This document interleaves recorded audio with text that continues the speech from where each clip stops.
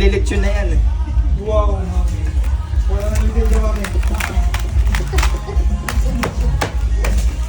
Ang hirap palang mag-picture sa ganito. Sabi ko, next time, pag kukuha ng order, may picture na tayo. Kasi buong bahay, ako yung buong bahay. Ano ka, te? Pauso ka, te. Saan tagal na alis na kami? Te, papauso ka. O, yan, kita may bukod. Ano na ako dito na... Hindi naman siya ganun kaamoy.